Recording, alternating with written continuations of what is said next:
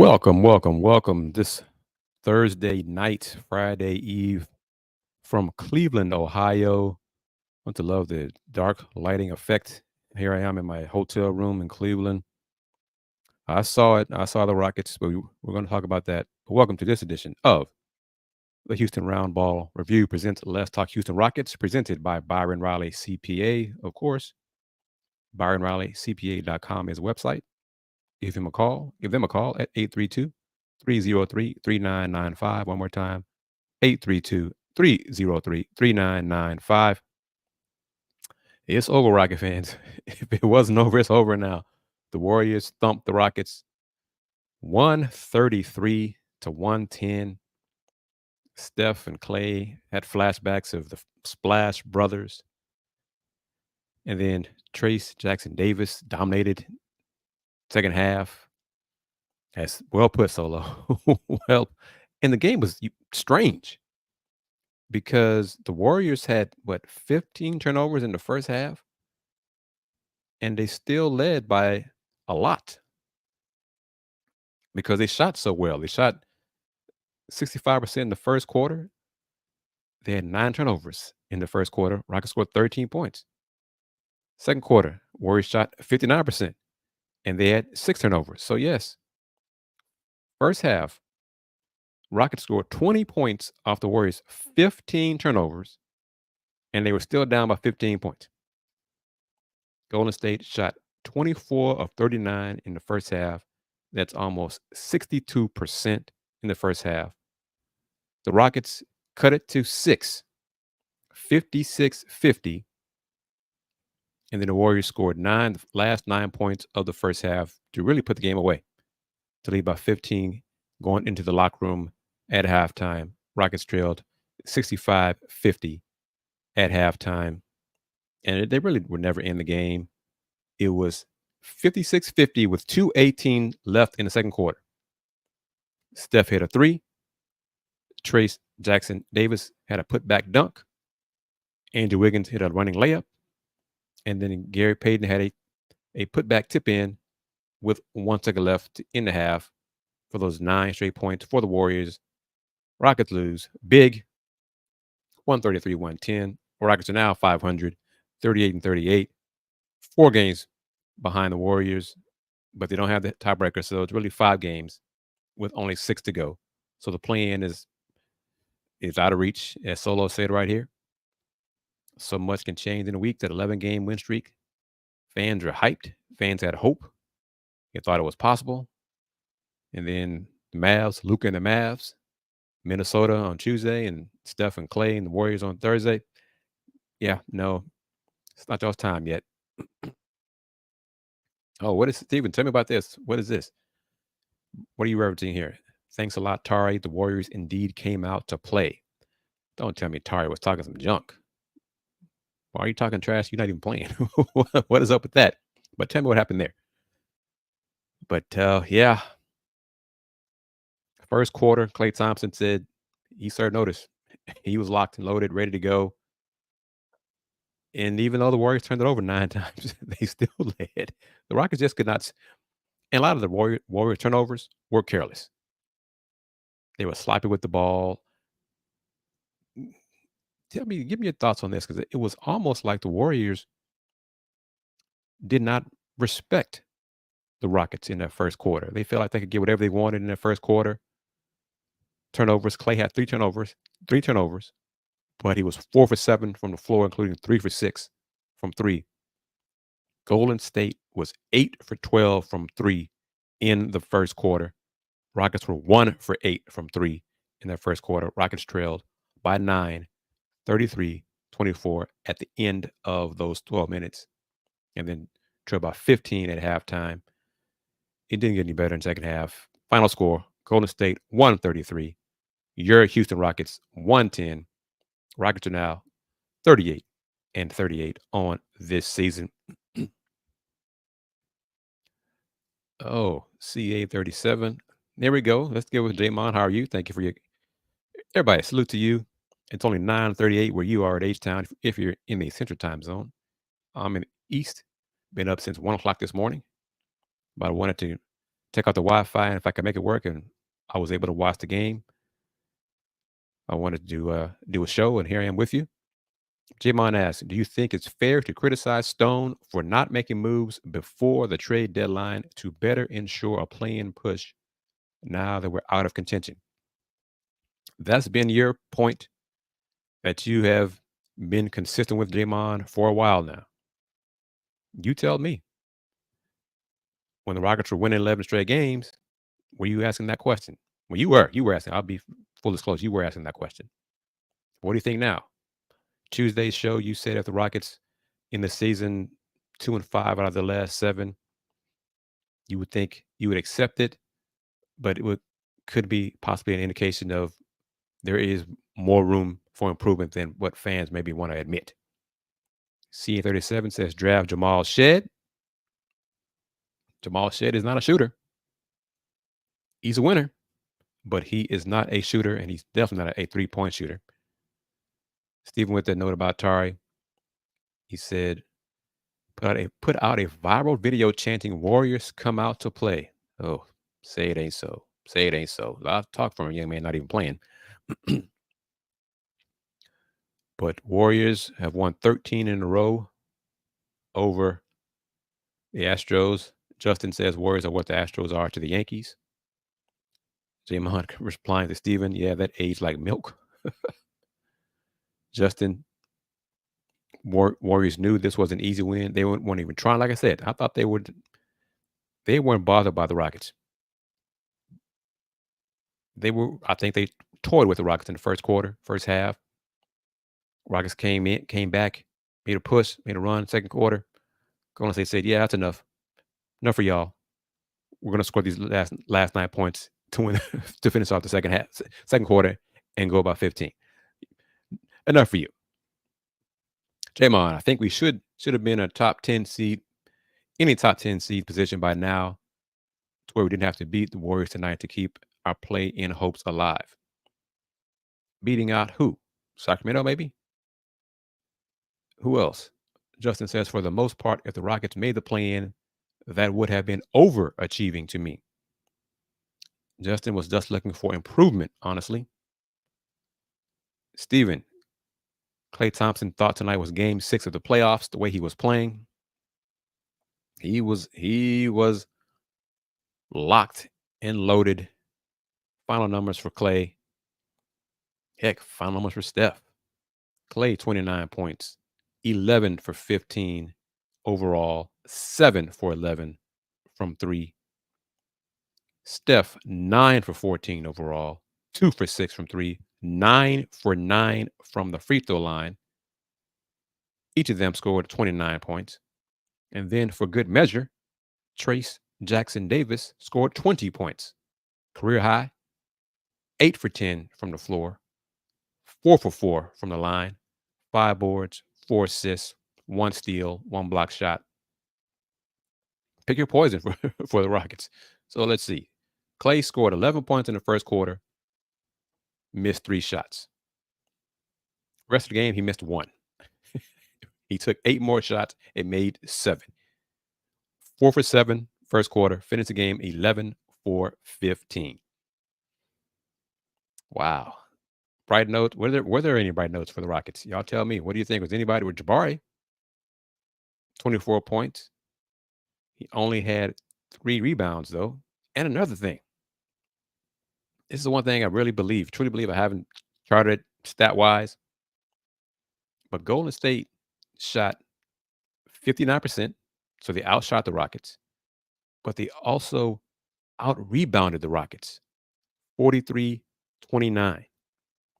If those two things happen, if your opponent shoots a higher percentage than you and out-rebounds you, chances are you're going to get your behind kicked. And that's what happened tonight. Rockets got thumped by 23 points, 133-110. And then now, season's over. Playing chances are done.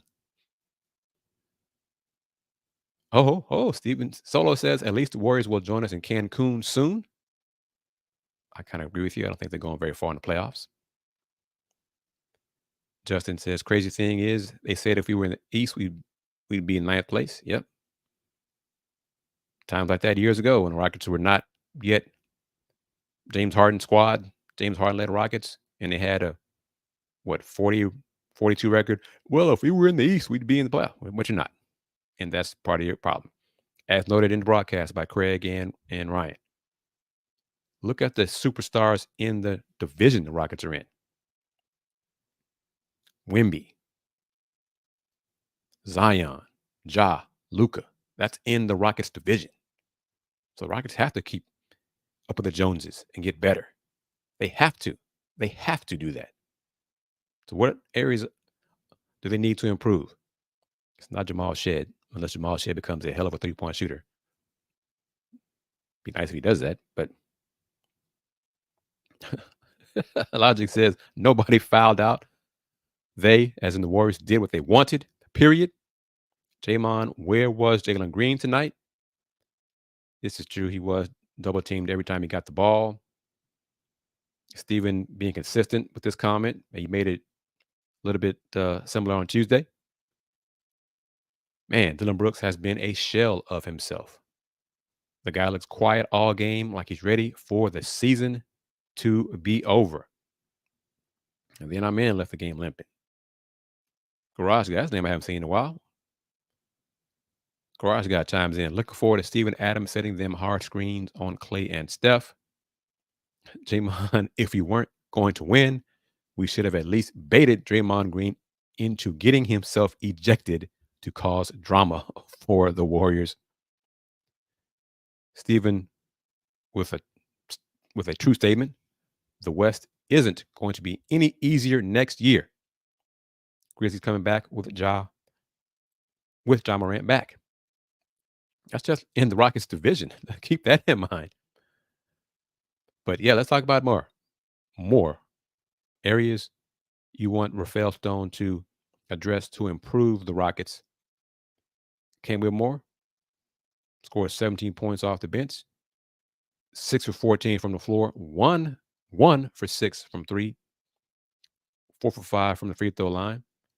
Jalen Green, 4 for 12 from the floor, 3 for 8 from 3, but he had 7 assists. He also had 4 of the Rockets' 12 team turnovers. Fred, 2 for 7, 0 for 3 from 3, 9 assists, 5 steals. But the Rockets' defense, let me see here. Second chance points, well, the Warriors didn't really miss. So the Rockets actually won the second chance points, 16-15. Misleading stat. Points in the paint. Warriors 56, Rockets 46. So the Warriors beat the Rockets from 3. They made 17 threes to the Rockets 12 and beat the Rockets in the paint by 10, 56-46. Add that up. It's a butt whooping. It's what you get. That's what you get.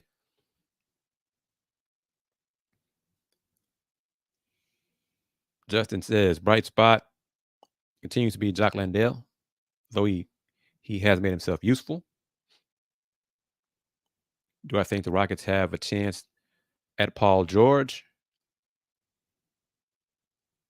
How would that happen, Garage Guy? How would that happen? And I'm asking you. I'm not saying it can't happen, but how do you want the Rockets to go about doing that to get PG?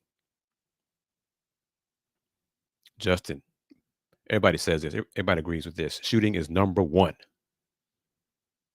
And then he adds, Shed is a winner, but the Rockets don't need any more small guards. That's where I was going, Steven. I was going right there. I don't think Dylan Brooks is good for us in the long term. I'd like to move him this offseason. Justin says, why do you say this? Paul George needs to go to New York. He has not signed a contract extension with the Clippers, and that seems to be impacting his mindset lately. Garage guy with it. Oh, you might get some pushback on this trade proposal. Trade Cam and Dylan and some picks for Paul George. Who wants to have that first response to that trade right there? Jamon with it. Don't trade Cam. He's going to be Jalen's replacement soon. Garage guy, you want to respond, retort? Steven, it's frustrating watching the Warriors hit threes with defenders right on them while Rockets brick wide open threes. Justin says, I don't think LA wants that trade. Solo says, Cam ain't going nowhere. Steven says, hell no, don't trade Cam. You tripping. I'm going to say it. No, and I'm not. This is all family. Okay, so nothing personal. Everybody keep that in mind.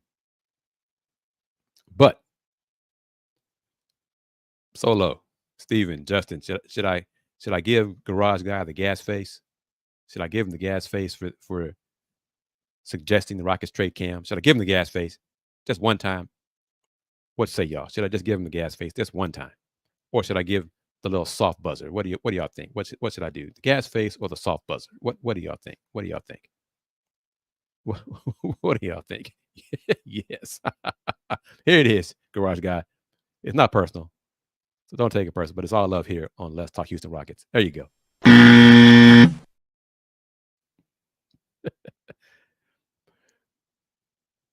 Solo said, "Give him both." I'll give him both. It's been a while since I've done the. Is it this one? I forgot what it is. Is it this one?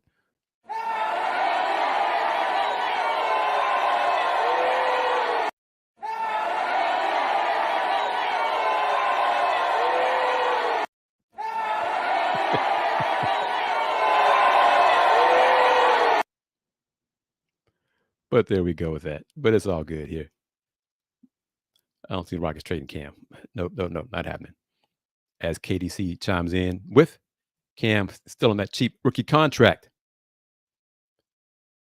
When other guys have to get paid, still need cheap contracts to fill out that roster. As Solo states, Cam is only 19. Give him time. Garage guy stands with it. Cam hasn't proved anything. Well, like I said, only 19. He proved he can score. He's proven that. He's also proved he's not much of a passer as well, but he proved he can score. Jamon likes the idea of PG getting Paul George, but he's going to need a max contract. Well, he's going to want a max contract. I know what you mean. Not needed, but he's going to want a max contract. 4 years, $50 million per. I can see Rockets including Dylan Brooks in a trade for Paul George, but why would the Clippers want to do that? Steven says by the time Cam gets into his prime and fully develops, Paul George will be on his way out of the league. AP, that's a new name, new initials I haven't seen on the show. Welcome, welcome, welcome. Next season, we will see where the team is. Whoops, there you go. Would be nice if the Rockets get at least 40 wins, but next year, play-in has to be the goal. Stone is in the pressure cooker, especially with the moves the Texans are making to win. Do y'all agree with that assessment, that statement? That's interesting. I mean, Texans they're being bold, much more aggressive and active this offseason. I know a little bit about the Texans, courtesy of my man AD Moore on his show, the Admax Corner. Hope you watched that earlier tonight on the Houston Roundball Review YouTube channel. If not, check it out. AD and colleagues discussed some of the Texas moves, like the Stephon Diggs trade. But it's about the Rockets tonight here on Let's Talk Houston Rockets, presented by Byron Riley, CPA. And again, go to that website. A few more days left for taxes. ByronRileyCPA.com. Website 832-303-3995. Again, website ByronRileyCPA.com. Website is ByronRileyCPA.com. Phone number 832-303-3995. Again, 832-303-3995. We're talking about the Rockets 133-110 loss at home to Golden State. Rockets got the heat Friday. So back-to-back home games. Thursday night, Friday night. Miami coming off a loss in Miami, so they're flying to H-Town. So that could be a benefit, a little help for the Rockets. Rockets seem kind of listless, like they knew tonight in the fourth quarter that the season's over, that Chances after playing are over, except mathematically, but they're over. But we'll see how they respond on Friday. Moon locker room as well. Jamon says Stone definitely has to show growth year to year. It's risky to trust that Jalen and Jabari will take a leap next year into all-star caliber players. Steven, guys, this is a hot take, but I wouldn't be mad at the Rockets letting go of Brooks and Fred. Oh, oh, for who would you like in return? Getting rid of Dylan, DB, and Fred. I don't know about both this season, this summer, but I can see that next summer, possibly. Justin, Cam is probably the only other player on the team that consistently can create his own shot if Jalen Green is double teamed. What say y'all about Friday? Prediction against the Heat. What y'all say? I mean, does Miami need the game to improve their standings in the East? I'm not sure. Or they kind of, just toss it in. Yeah, we're coming off playing a game, flying here, and Rockets. If Rockets jump out to a big lead early, game could be over at halftime. That could happen. Jamon says we need to keep Fred until we can find a suitable replacement. He's the only real point guard on the roster right now. Steven says my prediction is that our season is over, so it don't matter what happens Friday. Who thinks that? Who agrees with Steven on that assessment? Justin says, I think the Rockets have a chance to win against the Heat. We shall see. I won't be watching that game. I'll be watching, let's see, Caitlin Clark and Paige Beckers. I think first half of that game, but definitely NC State and South Carolina in the first semifinal of the women's Final Four taking place here in Cleveland. Jamon, my original prediction of 41 and 41 is still looking good. Yeah, it is. I was wrong on my prediction. I had 36 and 56. 36 and 46, excuse me, 36 and 46. I'm wrong. They've been kind of stuck on that 38 for a couple of days now. So, all right, Justin, how about this? Justin says he does not see the benefit of getting rid of Fred. How about next summer? Not necessarily this summer, but what about next summer? Trading Fred for an upgrade. How about that? Is that more of a possibility to you? Yeah, she's first pick in the WNBA draft, but yeah, and the schedule still doesn't fit, especially in an Olympic year for the WNBA players. United, how are you doing? Let's see, the last time, let's see. The Warriors have beaten the Rockets 13 straight times, so let's do the math on that. That's at least 3 games a regular season, at least 3, if not 4. So that's probably at least going back 4 seasons. So there you go. It's been a while. Damon would not be opposed to drafting a point guard in the draft this year if he's the best player available. What do you think about that? And if you're just now joining this edition of Let's Talk Houston Rockets and wondering where is Kris? Where the hell is he? I'm in my hotel room doing the show with you in Cleveland for the Women's Final Four matchup taking place Friday. It's cold here. It's forecast to snow tomorrow, folks. Snow, but it won't freeze. So the temperatures won't get out of the 40s. So it's supposed to rain tonight and then rain turn snow Friday morning/afternoon. Why, oh, why they pick these cold weather cities to host Final Fours? Oh, my goodness. But men's Final Four is in Glendale, Arizona. Rather be there to watch the Cougars, but they didn't get there. So here I am in Cleveland. Justin says, in order to trade Fred, the other players would have to take a big leap. I'm still not confident in that yet. Green loves to play better at the end of the year when it means nothing. I brought that up on Tuesday.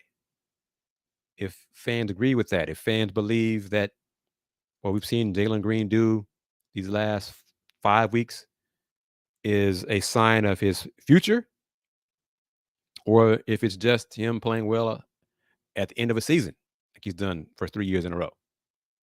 Justin seems to think it's the latter. He's just playing well into the season. More fans thought it's a sign of his growth as a player, a better overall player on both ends of the floor. KDC, Caitlin Clark can shoot threes. Rockets can use someone like her, and she shoots some range too. She deep threes, deep threes. Solo, let's get Caitlin Clark for shooting. AP Green gets up to next season's deadline, needs to be more consistent. What do y'all think about it? Is Jalen Green the long-term answer here? Has what he done the last few weeks convinced you he's part of the long-term solution for this franchise? Or it's just him being good for 4 weeks? I know Jamon's kind of some folks, there's more folks on Tuesday's show who believe he's part of the long-term answer for the franchise. It's more than it used to be because for a long while, a lot of folks here on this show did not believe Jalen Green was part of the long-term solution for the franchise.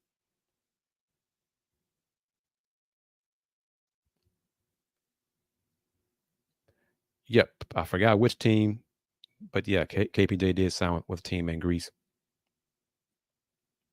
Garage Guy says Klay Thompson and Buddy Hield, free agents, they would be good options. It's a lot of money. Jalen would be double teamed less when Shingun is back. Klay is washed. Nobody wants him anymore. You're kidding, right, Justin? You must be. That's your sarcastic tone right there coming in. He's not worth as much money as he wants, and that he's seeking, but he's not washed up. But yeah, he's not coming here. He wants his chance to compete for a championship, and that's not here for the Rockets just yet. I agree with Solo on that one. Klay is not coming here. Yeah.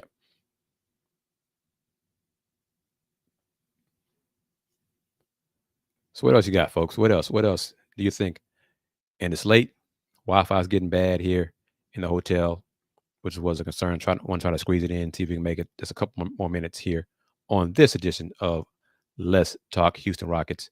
Might be because weather's getting bad outside and affecting the internet. That could be the case as well. But KDC says, think Golden State offered him 25 to 27 million range. He turned it down. I'm gonna say he wants more. He expects more. I don't. I'm not sure he's worth all that. But with the rise in salary cap, I can understand why he and his agent are asking for that. Good luck to him. Got to ask for it. Justin says, I don't see no good free agents wanting to come to Houston right now.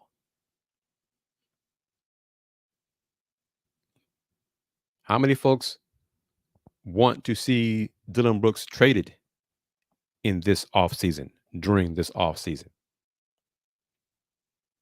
I'm not even asking, not even going so far as a trade proposal. Just a very basic question. How many of you guys want to see the Rockets trade Dillon Brooks this offseason? Gary Bankston chimes in, me? Garage Guy says, yes, trade him. Jamon says, seems like there's going to be a lot of player movement this offseason.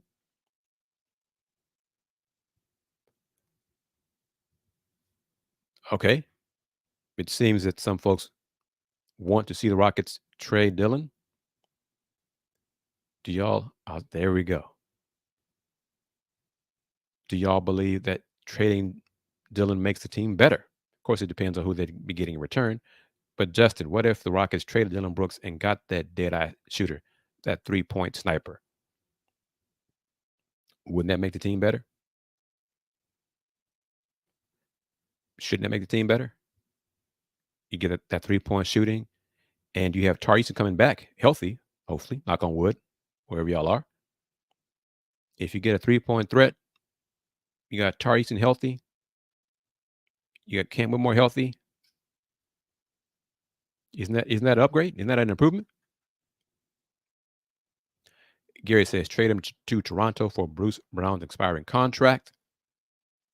Sola says yes, trade him. That wouldn't make him the team better.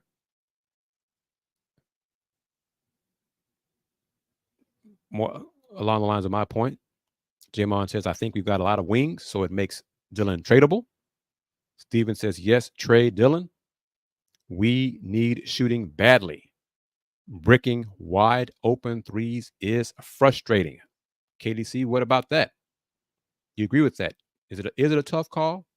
Trading offense for defense? But if you have Tari Eason here, doesn't Tari's presence and getting him consistent minutes, heck, starting him, putting him at that spot, wouldn't that keep the defense solid?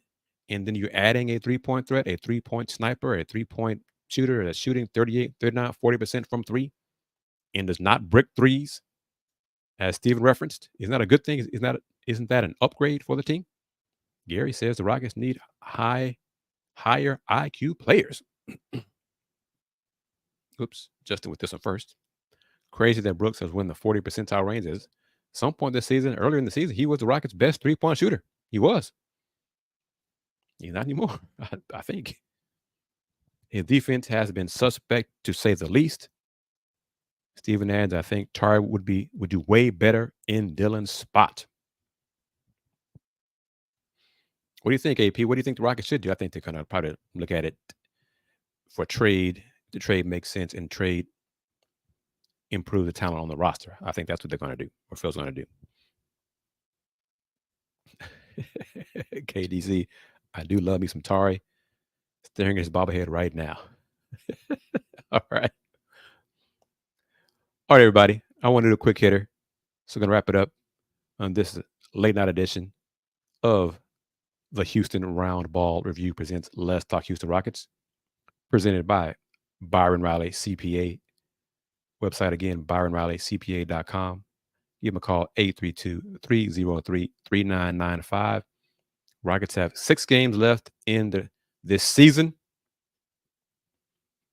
Got 2 or 3 more LTHR shows during the season. And then, of course, we'll discuss it during the offseason, discuss the Rockets during the offseason.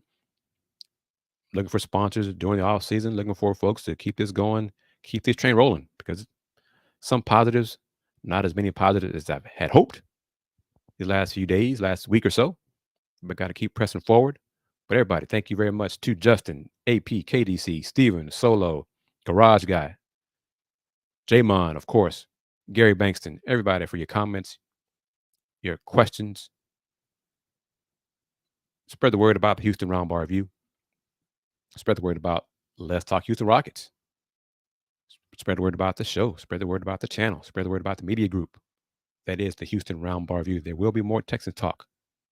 As the Rocket season ends, we're going to start talking Texans. Well, AD Moore will be talking Texans, but that's going to be more here on this channel as well. A lot of other things in store. So keep this channel on lock. Subscribe to the channel. Click on that bell so you can receive the notifications when new shows are posted. And I'm hoping to do so, Steven, do another live show. I'm aiming to do 2. So obviously it won't be Friday. Maybe Saturday. I doubt it, though, because everybody's going to be watching the men's Final Four. Sunday, no.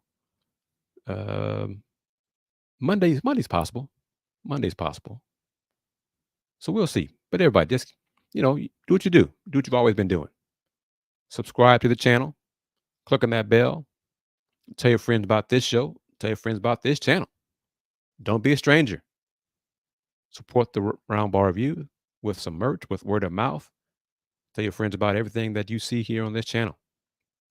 Got a few other ideas in the fire, trying to get those things accomplished going forward. And always remember this. As I wrap it up, y'all know how the show winds down as I try to be consistent.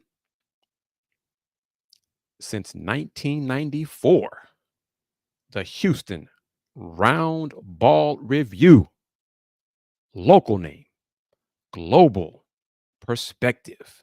Game over. Come on. Game over. Peace.